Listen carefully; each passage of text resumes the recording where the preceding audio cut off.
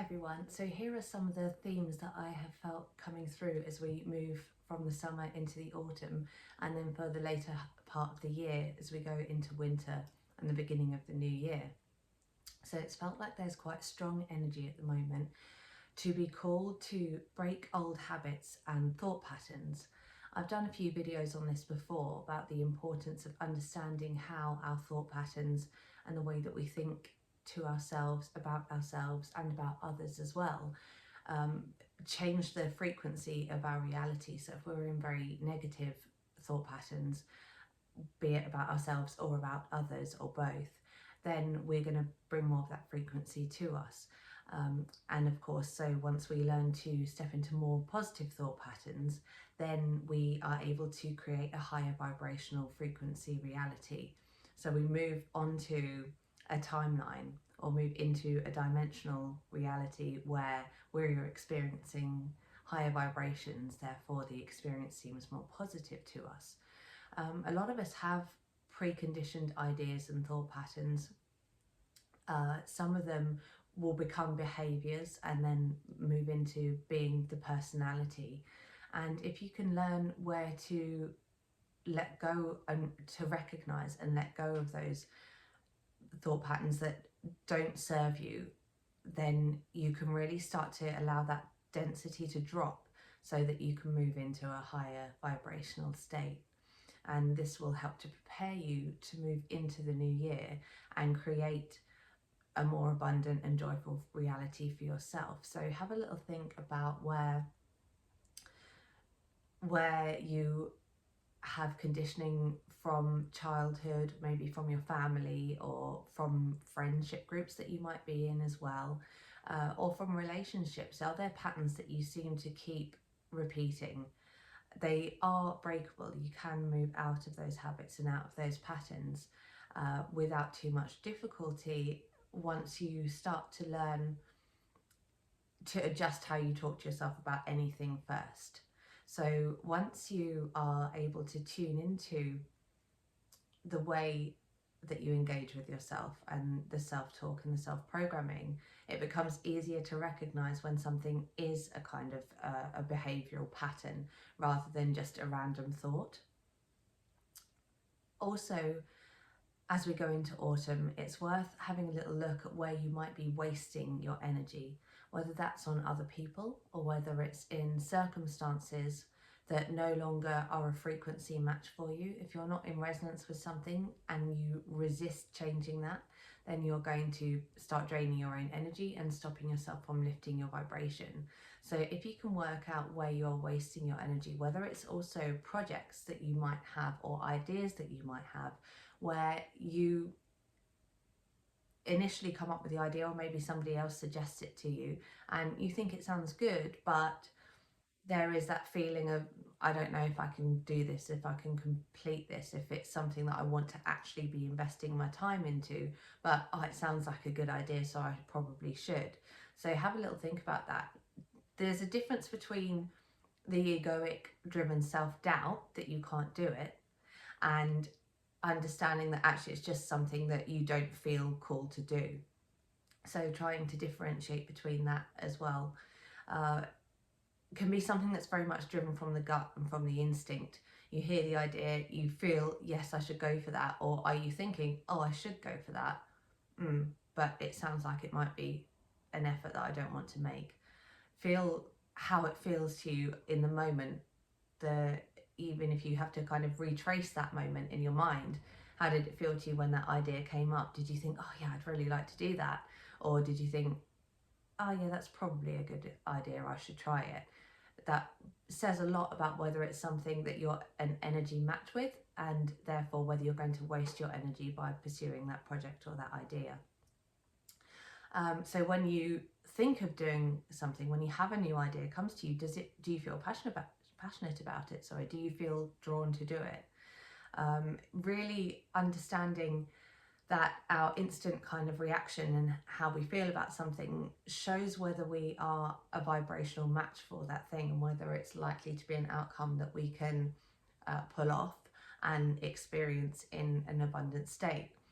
There are, of course, going to be things that sometimes we have to do that don't feel so easy and do feel a bit awkward and we don't feel so drawn towards.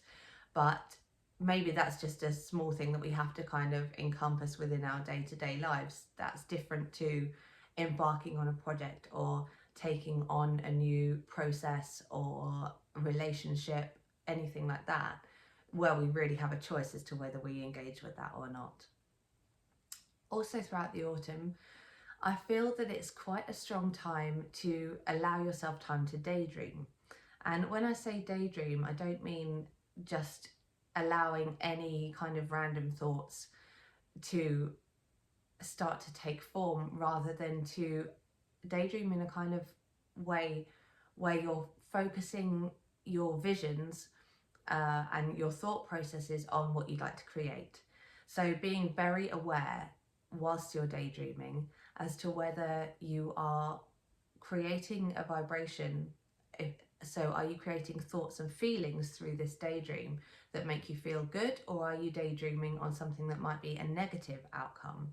So if you want to use this like this kind of daydreaming opportunity, and as it's energetically quite strong at the moment to daydream, then use it in a way to focus on how you would like to feel, how you would like to experience things, and what kind of emotional responses you want to get from whatever it is that you're trying to focus your energy into. So daydream, but do it consciously. Do it in a way that is focusing your energy on your highest vibration, and not on just daydreaming about putting yourself into a different situation because you don't quite know what to do. If you're not feeling good in a situation that you're in, or something isn't feeling right and resonating, trying to kind of think of ways out of that is different to daydreaming in terms of seeing yourself in a different situation that is a match with what you want to be experiencing. And this is where you'll begin to create. So you begin to create that reality. So the quality of your own visions and your thoughts, even if you need to use paper, whether it's creating pictures or writing, to focus that energy, be aware that whichever way you do direct it, you're likely to create more of that reality. And also the last theme that I was feeling was to really listen to your body as a tool for guidance. We come to incarnate as humans in a human body to have a human experience, and there are a lot of things about the human body that can help us to elevate our vibration and to move into higher states of frequency.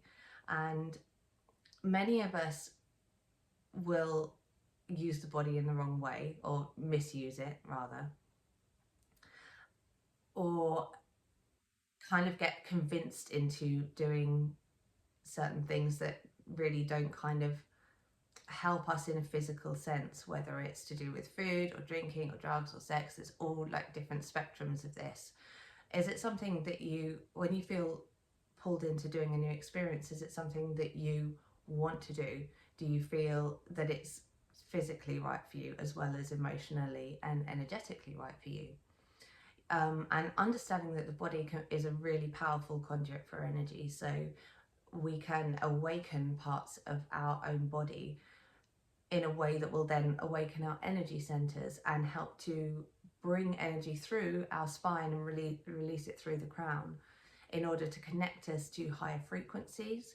And by using the physical body, we begin to anchor in to the human experience. So we connect our spiritual self, our spiritual awareness and awakening, into higher vibrational states. And by using our body, we can ground those experiences into our material reality. So even if you want to just go out for a swim somewhere, if you're in a position where you can swim outdoors, that's great. Or just walking through forests, anywhere that you can be outside and connected to nature while you kind of are in a state of awareness of your spiritual connection. If you can combine the two things, that's going to help you ground your spirit into your human body, and that's how you can maximize your human experience and bring the abundance that is possible to experience as a human to you in all aspects. Because quite often when we think of abundance, we think of it in a material sense, or we think of it as just having an abundance of love or joy. Often we overlook the idea that true abundance is all of those aspects incorporated together when we are a human having a human experience. So you can really start to change how things play out for you when you see abundance as being the concept of all of those things working together. And you can make all of those things work together by grounding your spiritual aspirations or your feelings of love into the physical reality.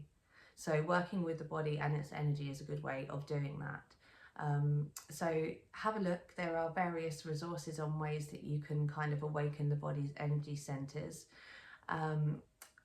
But definitely being able to be outdoors brings you into that kind of grounding energy, brings you into alignment with the physical earth and the resonance of Gaia and the frequencies that we can experience through making that connection.